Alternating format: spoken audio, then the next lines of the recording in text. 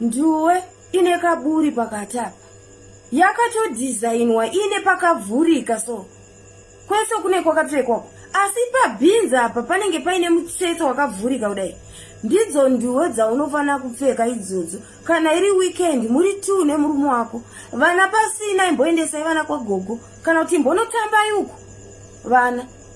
Wopfeka nduwe iyoyo wogara zvako nemurume wako wosumudza gumbo wakadai. Ziso rinotomhanyira chete panhu pari sensitive.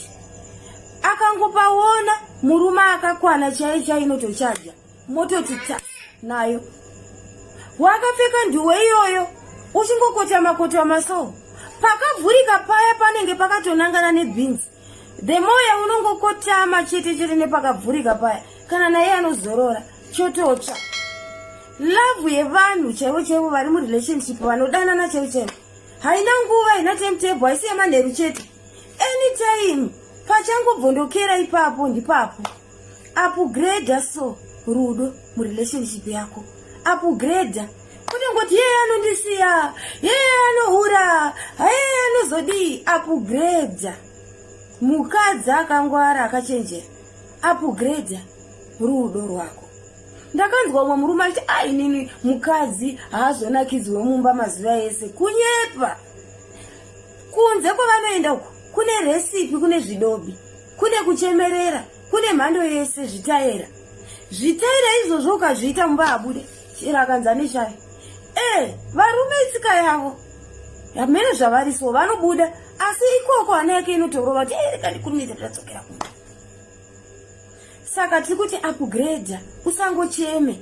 Magubvurura unopfeka yaya ndiye kupfeka uchimhanya kumashopu. Kana uri pamba pfeka zvinhu zvekuti mwa. Pfeka mini yekuti kana ukakotama kudai kana naiyeka anozorora. Akadzifunga mini idzodzo ari kubasa neyachimhanya anofungidza anoona wakatokotamira vanhu panze. Anditika. Saka ini ndiri kuti tenga mamini ako 3. Mashoti anoita futi. But mini skirt nenduwe yakabvaruka yakadhizainwa pakati apa. Unenge wapedza masports. Unenge wapedza masports nhasi sezuva reweekend kudai so. Kuchiri kusenuko. Ngachitotsva. Pinda mubhate wogeza. Bhinzi yako wonyatsoimwonongodza, wonyatsokwesha mese muzvidya mupakati panosangana makumba. Kana uine gaina gadhi yako wonyatsokwesha.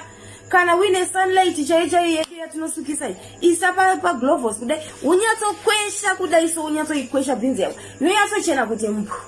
Wopfeka nduwe yako yakaboka. Wopfeka mini skirt yako kana chitokwanisika ine vent yekuti kana ukakotama kudai anozorora. Yekuti kana makagara zvenyu payo unonyepedzera kuda kusumudza gumbo kuita seusina kugara mushe kudai. Izvo uri kuda kuvhura beans. Uri kuda kuvhura beans. Anditi ka ladies.